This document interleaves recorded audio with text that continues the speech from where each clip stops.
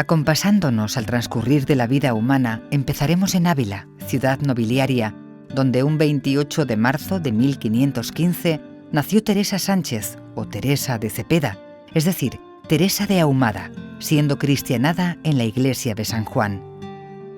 Su padre, Alonso Sánchez de Cepeda, el toledano, era hidalgo de ejecutoria, pero se sabía que era hijo del converso Juan Sánchez de Cepeda, y hoy sabemos que en 1485 aquel abuelo de Teresa se presentó espontáneamente ante los inquisidores de Toledo y confesó haber fecho y cometido muchos graves crímenes y delictos de herejía y apostasía contra nuestra fe católica, siendo condenado a recorrer durante 7 viernes los templos toledanos vestido con el amarillo San Benito infamante. Era sentencia benévola, pero dejaba marcado a Juan como judaizante reconciliado, y con él a sus descendientes. De sus años infantiles da 2 noticias cuyo coprotagonista es Rodrigo, el hermano al que más quería. El intento de marchar a tierra de moros. Como veía los martirios que por Dios los santos pasaban, parecíame compraban muy barato el ir a gozar de Dios. Concertábamos irnos a tierra de moros, pidiendo por amor de Dios para que allá nos descabezasen. Pero cuando cruzaban el río Adaja, un tío suyo los encontró y los llevó a casa. Como la huida a tierra de moros no pudo ser, buscará otro camino aparentemente más fácil. De que vi que era imposible ir a donde me matasen por Dios, ordenábamos ser ermitaños, y en una huerta que había en casa procurábamos hacer ermitas, poniendo unas pedrecillas que luego se nos caían. También reconoce cierta coquetería. Comencé a traer galas y a desear contentar en parecer bien, con mucho cuidado de manos y cabello y olores y todas las vanidades. E informa de incipientes devaneos con sus primos, que su padre cortó metiendo a Teresa en 1531 en las Agustinas de Gracia. Durante año y medio tuvo por vigilante maestra a María Briceño, a quien deberá su formación en la oración y un difuso acercamiento a San Agustín. De allí partió hacia su casa tan enferma como dispuesta a ser monja. El 2 de noviembre de 1535, tenía 20 años, salió a escondidas de su casa paterna y se dirigió a la Encarnación. En ese monasterio estará hasta 1562, cuando salga a fundar, y a él volvió como priora en 1571, durante 3 años. En total, 30 años pasó entre sus muros. Era de calzadas e inmenso, y en él llegaron a morar más de 150 monjas, que entraban y salían con toda libertad, vestían según su gusto, unas eran ricas y otras hambrientas, y el convento era pobre.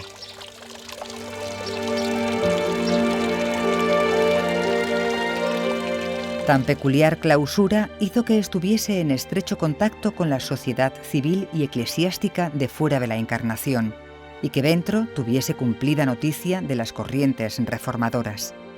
Su reforma tendrá mucho de rechazo a su experiencia en la Encarnación, y sus apuestas fueron el retorno al Carmelo primitivo, al rigor máximo, la pobreza en la casa, la ropa y la comida. A ello añade Teresa la igualdad entre las monjas, la búsqueda de la alegría, propiciar la oración constante, la exigencia de la lectura o el servicio a la Iglesia a través de la oración.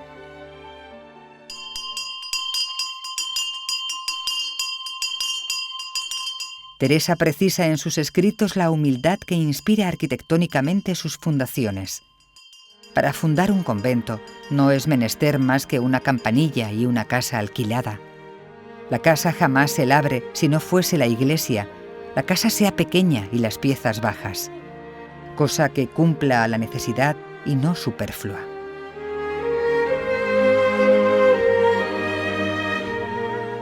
Con las citadas premisas espirituales y constructivas, puso en marcha la reforma en San José de Ávila en 1562 con 4 seguidoras, sin renta alguna, mucho desdén y algún claro rechazo. Eran unas mujeres orantes y cultas, acogidas señaladamente por Cristo e iguales entre ellas. Allí permaneció 5 años. En Alba de Tormes fundó Santa Teresa en 1571 este convento de la Anunciación de Nuestra Señora del Carmen, y aquí morirá Teresa en 1582. Desde entonces esta villa y esta santa no se explican una sin la otra. Alba es villa ducal y en el siglo XVI una corte que agrupaba políticos, militares y hombres de letras. A ello se debe la proyección de Alba en la cultura española de la época, cuyo mejor exponente está en los versos de Garcilaso. En la ribera verde y deleitosa del Sacro Tormes, dulce y claro río, hay una vega grande y espaciosa, verde en el medio del invierno frío, en el otoño verde y primavera, verde en la fuerza del ardiente estío. En sus fundaciones narra Teresa la de este convento. Teresa de Laiz, la fundadora, tuvo padres nobles y de limpia sangre. Casó con Francisco Velázquez, fundador también de esta casa, y solo tenían una pena, el no les dar nuestro Señor hijos. El 3 de diciembre de 1570 se otorga la escritura de fundación, estableciendo que los fundadores darán las casas en las que viven y otras, más diversas donaciones y juros, y harán la capilla y altares d'ella e cuerpo de iglesia a su costa. Se obliga a Santa Teresa a celebrar los consabidos cultos por los fundadores cuando sean difuntos, a que sean los únicos que se entierren en la capilla mayor y sus descendientes sean los patronos del convento.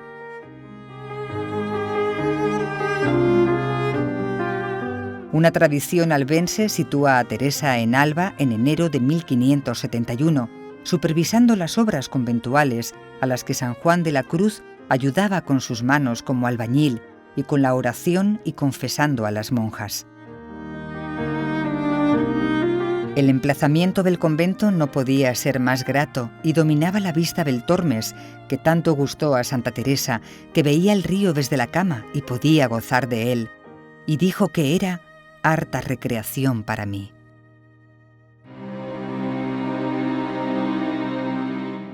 Cuando la madre se disponía a partir desde Valladolid a Ávila, es reclamada a Alba para acompañar a la joven duquesa en el parto, alterando su último itinerario y pasando sus últimos 15 días en esta casa. La minuciosa historia de sus últimos días en Alba está aún viva entre estos muros. Al atardecer del 20 de septiembre llegan a Alba. El día anterior había parido la duquesa y tiene que acostarse enseguida. «Oh, válame Dios, hijas, y qué cansada me siento. Bendito sea Dios que he caído mala entre ellas. Me siento tan quebrantada que a mi parecer no tengo hueso sano». 2 días antes que muriese pasó gran parte del día y la noche en oración. El 2 de octubre mandó llamar al padre Antonio de Jesús para confesar, pues sabía cierto que iba a morir. Los médicos no cesaban de aplicarle remedios y medicinas. Ella les sonreía y haciendo un ademán con la mano les decía: «Quítense de ahí, que lo que no es, no es». El 3 de octubre, a las 5 de la tarde, pidió el viático. Las hermanas la rodean, arrodilladas. Ella les va mirando una a una y exclama: «Bendito sea Dios que me trujo entre ellas». Al ver el Santísimo se levantó en la cama, de rodillas, y en silencio resonaba impactante la voz de Teresa: «Señor mío y esposo mío, ya es llegada la hora tan deseada. Tiempo es ya que nos veamos y juntemos. Ya es tiempo de caminar. Ya es llegada la hora en que yo salga de este destierro y mi alma goce en uno de vos que tanto he deseado». Tras comulgar, los testigos cuentan que comenzó a dar repetidas gracias al Señor porque le había hecho hija de la Iglesia y porque moría en ella. Es su oración del corazón, la confesión gozosa de quien siempre, a pesar de lo que otros creyeran o juzgaran, se ha sentido dentro de ella. El 4 de octubre, tras pasar el día rezando y mirando a las religiosas, al anochecer, dio su alma al Señor. Su rostro semejaba un sol encendido. El reloj daba las 9 campanadas. En ese reloj, año tras año, recordamos el aniversario dando las 9 campanadas. Las carmelitas, a las que la santa preguntó: «¿Aquí no me darán un poco de tierra?», enterraron cuidadosamente a su madre entre las dos rejas del coro bajo, comenzando el peregrinar de sus restos, que entre 1584 y 1585 estuvieron en San José de Ávila y luego volvieron a Alba, donde fueron pasando de un emplazamiento a otro. Hasta muerta, seguía siendo vagamunda e inquieta.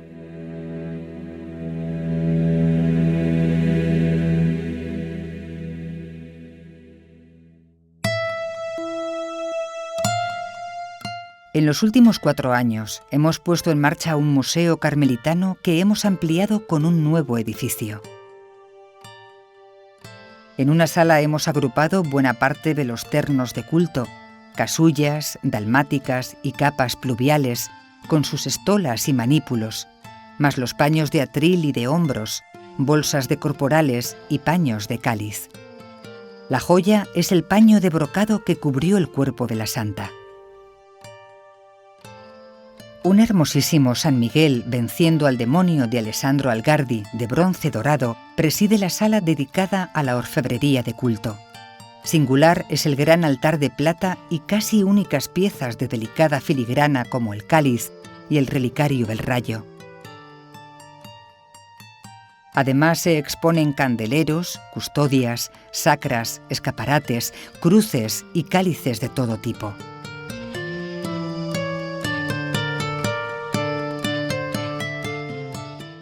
A la vida y el trabajo conventual dedicamos una sala presidida por San José, el patriarca que nos enseñó a amar nuestra madre.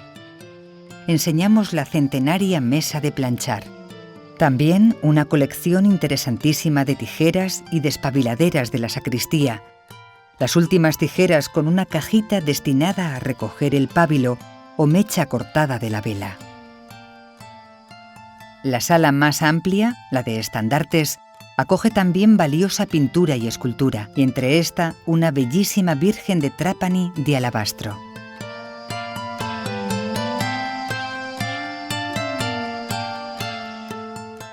Piezas gratas son la Dolorosa de Mena o las grandes pinturas que Flipart dedicó a San Fernando y San Francisco de Paula, y entre ellas Cristo curado por los ángeles, copia de un original de Guido Reni que casi supera el modelo.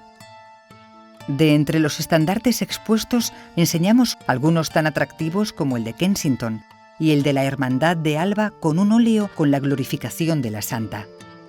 Un nazareno guatemalteco aúna la calidad de la escultura con la riqueza del terciopelo de seda bordado con oro. La sala superior acoge una valiosa colección de pintura de la Edad Moderna. Son piezas señaladas, un escritorio alemán de Taracea y el estandarte de la canonización de 1622, pieza casi única, de seda y óleo, con una buena imagen de Santa Teresa arrodillada. Conectadas con el camarín alto están 2 salas que guardan nuestra amplia colección conventual, con buenos cobres. La última, con una colección flamenca en la que nos parece especialmente valioso el que recoge la transverberación de Teresa.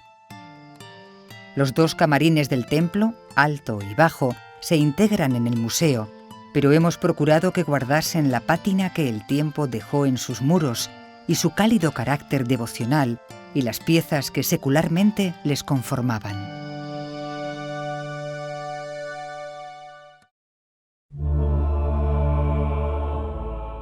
El conjunto construido está formado por el convento a la izquierda, con puerta rematada por un gran escudo y santos, y por el templo, hacia la derecha, de una elemental arquitectura que tiene el valor de conservar en la nave del templo primitivo lo esencial del modelo arquitectónico que propugnaba Santa Teresa. Tras el atrio, la puerta acoge un valioso relieve dedicado a la Anunciación, obra de Juan de Montejo, que en el ático remata con un poderoso relieve de Dios Padre y el Espíritu Santo, y sobre él se dispone una cartela que recuerda a los fundadores del monasterio, Teresa de la Hoz y Francisco Velázquez. Corresponde al primer templo la armadura con almizate y dobles tirantes, que aparece cortada en uno de sus extremos, para dar entrada a una capilla mayor ampliada que habla el lenguaje de uno de los mejores arquitectos del momento, Rodrigo Gil de Hontañón. Delimitan esa capilla un arco apuntado con escudos en sus extremos y otro segundo que preceden plementos con pinturas murales. Nuestra madre fue enterrada bajo la reja del coro de la primera iglesia y allí volvió tras estar algo menos de un año en San José de Ávila. En las primeras décadas del siglo XVII, la orden hizo el retablo de piedra en cuyo arco superior se instaló en 1616 la citada urna de Villamayor con el cuerpo de la santa que en 1677 se trasladó al actual retablo mayor. Quedaba así configurado un retablo de temática carmelitana que era completo relicario que albergaba en el centro la urna de Santa Teresa tras un relicario y en las puertas inferiores el brazo en una y el corazón en otra. Delante, iluminando el crucero y el presbiterio, se dispusieron yeserías sobrias y muy luminosas que hacen muy grato ese espacio y que desde 1674 acogen en sus pechinas cuadros de Francisco Ricci con motivos teresianos. Nuestro coro está lo más cerca posible del altar del Señor y del cuerpo de nuestra Madre, de forma que desde allí estamos en estrecha comunión con ellos y también con los muchos peregrinos que hasta sus reliquias se acercan. Desde allí y desde el camarín alto podemos venerar y vigilar el cuerpo de nuestra Madre, que desde 1760 está en un nuevo sepulcro de mármol negro jaspeado, donado por Fernando VI y Bárbara de Braganza, trazado por Jacques Marquet, el arquitecto francés que el duque de Alba había traído a España. La nueva urna es de mármol de San Pablo, de los Montes de Toledo, con sus adornos de bronce dorados, de oro molido, y sobre ella hay dos ángeles de gran blancura. A los lados hemos dispuesto el brazo y el corazón a la altura de la tapa en sus riquísimos relicarios. En la antigua sala capitular hemos instalado la sala de Santa Teresa, junto a la celda de su muerte. Allí está el espíritu de Teresa, en objetos que usó, en los recuerdos de las monjas que compartieron con ella la aventura de fundar tantos conventos y de su medio fraile, Juan de la Cruz, que aún parece descansar en su sillón. También están recuerdos de esta casa de Alba y copias de su testamento espiritual, es decir, de sus escritos, Camino de Perfección, Vida, Fundaciones y las Moradas.